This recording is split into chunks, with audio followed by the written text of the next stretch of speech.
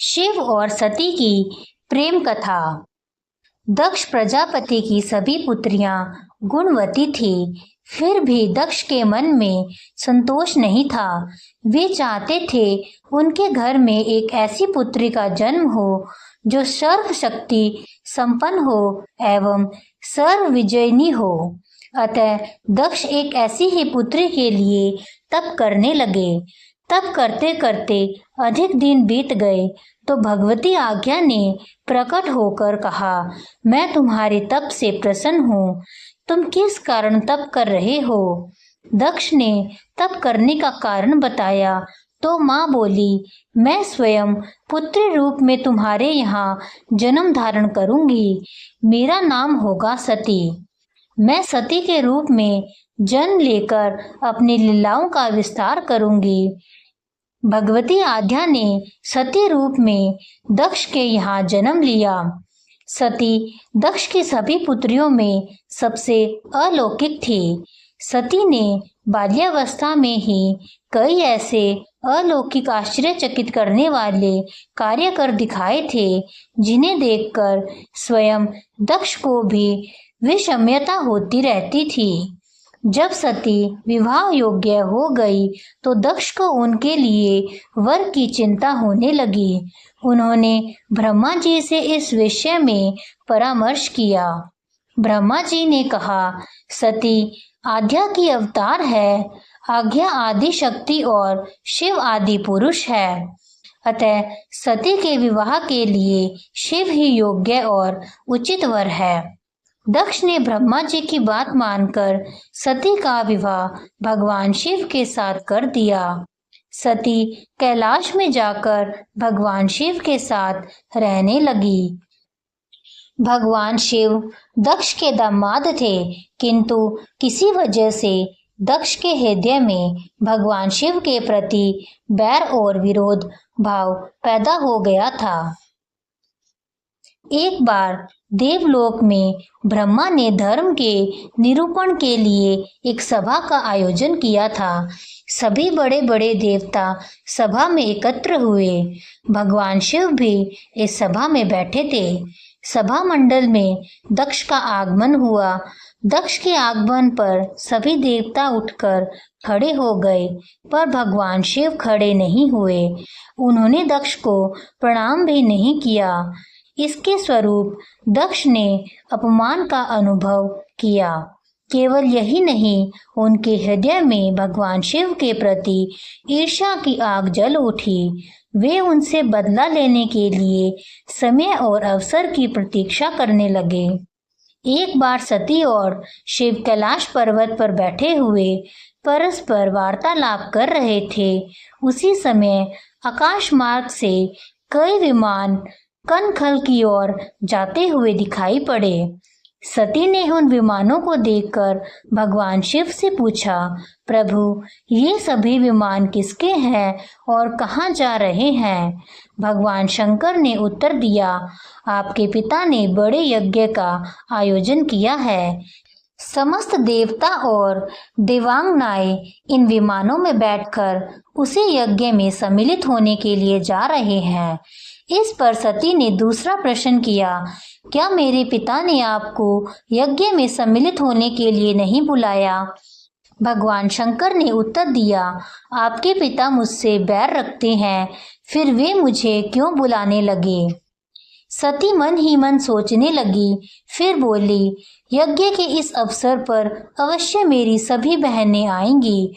उनसे मिले हुए बहुत दिन हो गए। यदि आपकी अनुमति हो तो मैं भी अपने पिता के घर जाना चाहती हूँ। यज्ञ में सम्मिलित हो लूंगी और बहनों से भी मिलने का सुअवसर मिलेगा। भगवान शिव ने उत्तर दिया, इस समय वहां जाना उचित नहीं होगा। आपके पिता मुझसे बैर रखते हैं। हो सकता है वे आपका भी अपमान करे। बिना बुलाए किसी के घर जाना उचित नहीं होता है। इस पर सती ने प्रश्न किया, ऐसा क्यों? भगवान शिव ने उत्तर दिया, विवाहिता लड़की को बिना बुलाए पिता के घर नहीं जाना चाहिए, क्योंकि विवाह हो जाने पर लड़की अपने पति की हो जाती है। पिता के घर से उसका संबंध टूट जाता है। लेकिन सती पीहर जाने के लिए हठ करती रही, अपनी बात बार बार दोहराती रही। उनकी इच्छा देखकर भगवान शिव ने पीहर जाने की अनुमति दे दी। उनके साथ अपना एक गण भी साथ में भेज दिया। उस गण का नाम वीरभद्र था। सती वीरभद्र के साथ अपने पिता के घर गई। घर में सती से किसी ने भी प्रेम पूर्वक वार्तालाप नहीं किया। दक्ष ने उन्हें देखकर कहा, तुम क्या यहाँ मेरा अपमान करने आई हो? अपनी बहनों को तो देखो, वे किस प्रकार भली भांति अलंकारों और सुंदर वस्त्रों से सुसज्जित है। तुम्हारे शरीर पर मात्र बागंबर है। तुम्हारा पति शमशानवासी और भूतों का नायक है। वह तुम्हें बागंबर छोड़कर और पहना ही क्या सकता है। दक्ष के कथन से सती के हृदय में पश्चाताप का सागर उमड़ पड़ा। वे सोचने लगी, उन्होंने यहाँ आकर अच्छा नहीं किया। भगवान शिव ठीक ही कह रहे थे, बिना बुलाए पिता के घर भी नहीं जाना चाहिए। पर अब क्या हो सकता है, अब तो आ ही गई हूँ। पिता के कटु और अपमानजनक शब्द सुनकर भी सती मौन रही। वे उस यज्ञ मंडल में गई जहाँ सभी देवता और ऋषि मुनि बैठे थे तथा यज्ञ कुंड में धूं धूं करती जलती हुई अग्नि में आहुतियां डाली जा रही थी। सती ने यज्ञ मंडप में सभी देवताओं के तो भाग देखे, किंतु भगवान शिव का भाग नहीं देखा। वे भगवान शिव का भाग ना देखकर अपने पिता से बोली, पितृश्रेष्ठ, यज्ञ में तो सबके भाग दिखाई पड़ रहे हैं, किंतु कैलाशपति का भाग नहीं है। आपने उनका भाग क्यों नहीं रखा? दक्ष ने गर्व से उत्तर दिया, मैं तुम्हारे पति शिव को देवता नहीं समझता। वह तो भूतों का स्वामी, नग्न रहने वाला और हड्डियों की माला धारण करने वाला है। वह देवताओं की पंक्ति में बैठने योग्य नहीं है। उसे कौन भाग देगा? ऐसा कहते ही सती के नेत्र लाल हो उठे। उनका मुखमंडल प्रलय के सूर्य की भांति तेजोदीप्त हो उठा। उन्होंने पीड़ा से तिल मिलाते हुए कहा, ओह, मैं इन शब्दों को कैसे सुन रही हूँ। मुझे धिक्कार है। देवताओं, तुम्हें भी धिक्कार है। तुम भी उन कैलाशपति के लिए इन शब्दों को कैसे सुन रहे हो, जो मंगल के प्रतीक हैं, जो क्षण मात्र में संपूर्ण सृष्टि को नष्ट करने की शक्ति रखते हैं। वे मेरे स्वामी हैं। नारी के लिए उसका पति ही स्वर्ग होता है। जो नारी अपने पति के लिए अपमान शब्दों को सुनती है, उसे नरक में जाना पड़ता है।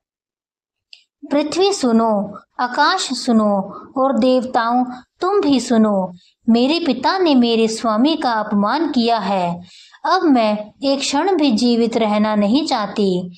सती अपने कथन को समाप्त करती हुई यज्ञ के कुंड में कूद पड़ी। जलती ही आहुतियों के साथ उनका शरीर भी जलने लगा। यज्ञ मंडप में खलबली पैदा हो गई। हाहाकार मच गया। देवता उठकर खड़े हो गए। वीरभद्र क्रोध से कांप उठे। वे उछल उछल कर यज्ञ का विध्वंस करने लगे। यज्ञ मंडप में भगदड़ मच गई। देवता और ऋषि मुनि भाग खड़े हुए। वीरभद्र ने देखते ही देखते दक्ष का मस्तक काटकर फेंक दिया।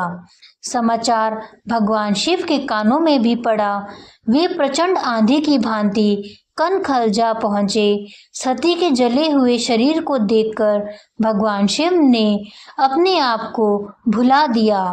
सती के प्रेम और उनकी भक्ति ने शंकर के मन को व्याकुल कर दिया। उन शंकर के मन को व्याकुल कर दिया जिन्होंने काम पर भी विजय प्राप्त की थी और जो सारी सृष्टि को नष्ट करने की क्षमता रखते थे। वे सती के प्रेम में खो गए, बेसुध हो गए। भगवान शिव ने उन्मत्त की भांति सती के जले हुए शरीर को कंधे पर रख लिया। वे सभी दिशाओं में भ्रमण करने लगे। शिव और सती के इस अलौकिक प्रेम को देखकर पृथ्वी रुक गई, हवा रुक गई, जल का प्रवाह ठहर गया और रुक गई देवताओं की सांसें। सृष्टि व्याकुल हो उठी। सृष्टि के प्राणी पुकारने लगे, त्राहि माम, त्राहि माम। भयानक संकट उपस्थित देखकर सृष्टि के पालक भगवान विष्णु आगे बढ़े। वे भगवान शिव की बेसुधी में अपने चक्र से सती के एक एक अंग को काट काट कर गिराने लगे। धरती पर 51 स्थानों में सती के अंग कट कट कर गिरे। जब सती के सारे अंग कट कर गिर गए तो भगवान शिव पुनः अपने आप में आए। जब वे अपने आप में आए तो पुनः सृष्टि के सारे कार्य चलने लगे। धरती पर जिन 51 स्थानों में सती के अंग कट कट कर गिरे थे, वे ही स्थान आज शक्तिपीठ माने जाते हैं। आज भी उन स्थानों में सती का पूजन होता है, उपासना होती है।